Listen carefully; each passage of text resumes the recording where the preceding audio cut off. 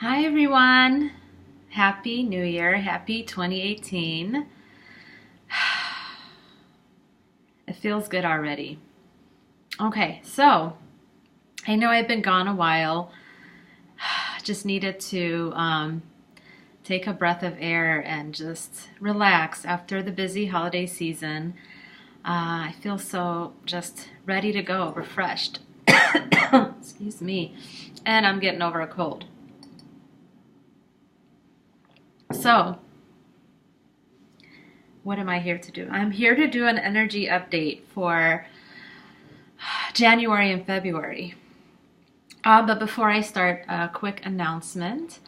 I know that I'm going to do free sessions this month. It's going to be starting Monday, January the 15th, and it's going to go through, I'm sorry, I had the date down and now I forgot. I'm going to look into my calendar. It's going to end on Sunday the 21st. Yeah. Okay, so to book the free sessions, by the way, it's going to be 30-minute session, whether it's energy reading, like channeling, or a 30-minute chakra energy healing session. And so, what was I going to say? To book it, please don't go to my website. Just email me. My email should be in the description box right below, and we'll take it from there. Okay? Yeah, and then once we do that, we can talk about guidelines for the sessions. All right, so now that I have that out of the way, let's get right to the energy readings, or update, I should say. So, January. I feel a lot of push and pull energy. Coming out of December, I know that we have basically, most of us, just ripped the Band-Aid off and started the releasing and the healing process. We may have had certain epiphanies, awakening, I should say, and mainly probably due to the planet Uranus. A lot of the push energy is also coming from Uranus. Uranus being the planet of sudden change, awakening, is right now in Aries. There is a couple of major planets, I think it's Uranus and Mercury, that are in fiery energies. Mercury is in Sagittarius. So Uranus being in Aries, and Aries is the energy of passion, of course, but also like there's a lot of control in that energy, like not necessarily in a bad way.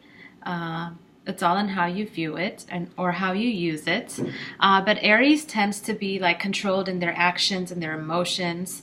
Actions and reactions are very well thought out and controlled, and they don't really like spill it out. And also they could be very flighty. The Aries energy wants you to make quick action, quick movement, and want quick results. So there's a little bit of impulsivity there.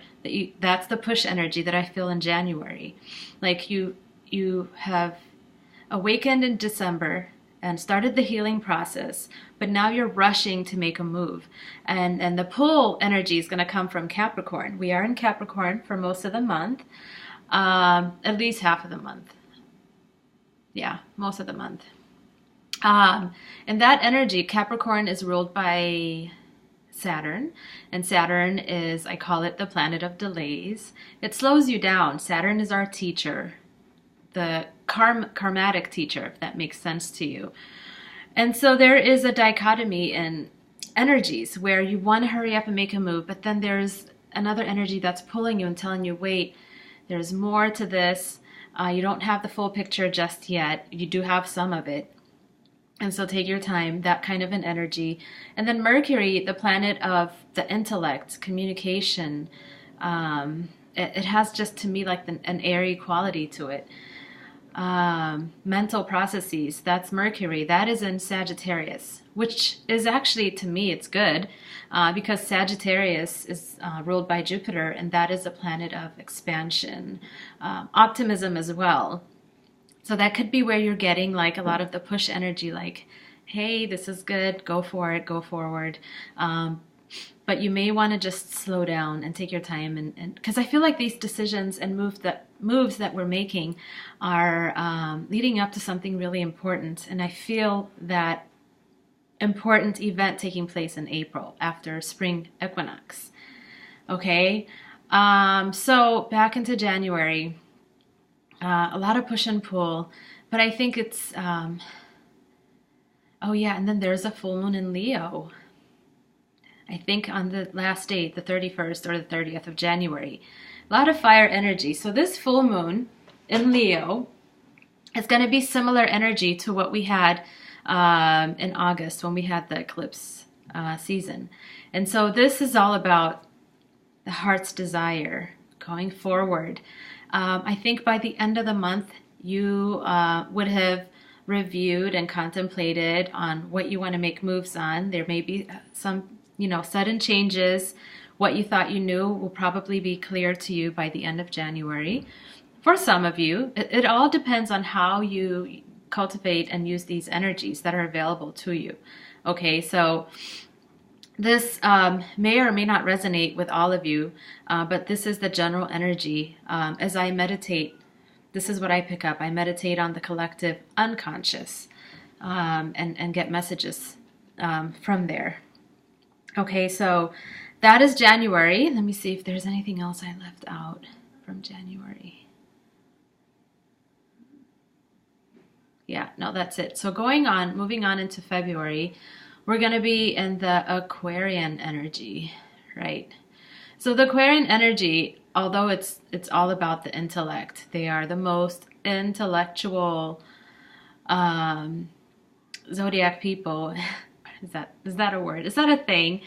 It's the most intellectual sign in the zodiac, okay? But also at the same time, the shadow side of Aquarius is they can be detached and aloof, but they do value friendship. They're very in their thinking, very worldly and expansive, if that's the correct term. But they're like the humanitarian of the zodiac as well. And so you're going to start pulling on those energies as you're, making these moves, planning. I see and feel a lot of planning in February, and that is going to take up a lot of your time. And in this planning, you're going to reach for friendships to help you. If not friendships, but people of like vibration will come to you because you're clearing your energy and you're clear on your path. And so I see a lot of collaboration and coming together and planning towards whatever your goal is, whatever you feel pulled towards your path is. That's February. And also part of the February energy is healing, not just from the Aquarian energy, but also, I know the planet Venus has something to do with it, but the Piscean energy, you're going to go into the Piscean energy towards the end of February. Yeah. And that energy is about healing from within, a lot of introspectiveness, elusiveness. Those that are not comfortable with your emotions and feeling them and expressing them, you may find it a bit uncomfortable. I wouldn't say difficult, because I feel like going into February and March, a lot of emotions are going to come forward, and you're not going to hold them back. You're just going to spill it out, if you will. In regards to love, if there has been something that you've been holding in, whether it is an event or a person that you want to express your feelings towards, I think that's going to come out during that energy after much introspection. If not in February, definitely by the Aries season, part of March. You would have contemplated and thought about it in February, but I think a lot of expression is going to come through. Definitely in February, in regards to love. In regards to life path and purpose, again, I will reiterate, there's a lot of planning and collaboration in the month of February. A lot of healing will come to you as well. And also the Piscean and the Aquarian energy, very, very creative. So as you're doing your planning, you're going to tap into a lot of just dynamic, otherworldly creativity. that's going to open up to you if you choose to tune into these energies. And I think that is especially important for us to cultivate these energies, and put them into action, plan of action towards our goal or whatever your purpose is. And so, yeah, in April or March, around spring equinox, I think it is like the third week of March, there is a huge gateway that is opening up for us to walk through to higher level of consciousness if we're ready, which will lead us into our path and our life's purpose. And again, I want to stress this: there's no one purpose for all of us. There's many possibilities and many pathways that we can take that leads us to, our higher self. So just consider that if you are in between two things, a fork in the road, contemplate on it. And you don't always have to choose. You can always choose to do both. You just may have to prioritize. You don't have to totally discount one thing over the other. They both can be your passion and your purpose. Part of that creativity that you're going to feel in February, going into March from the Piscean energy, and also borrowing from the Aquarian energy, is going to help you create something beautiful if you're in between two things when it comes to life path or purpose. Help you merge them together. So it is quite an auspicious time for us to think about these things when it comes to a career path or a life path in March and February, to really put a plan of action, use your creativity towards that. So I think that's all I have. I hope this has been helpful to you guys. Thank you so much for your emails and your messages. I have received them, and if I have not responded, it's because I've been really busy, but I do read them, and I do read your comments, and I am ever so grateful for all of you. Thank you. You have helped me along my way and my path, and I hope that I have done the same for you, and I hope to continue this. I hope we continue to inspire each other, love each other, and send each other these loving thoughts, and that's only going to brighten your path. As you brighten mine, you brighten your own path, and I hope it is reciprocal. So thank you again. I'm sending off so much love, healing, and light to all of you. I'll see you on the next video. Bye for now.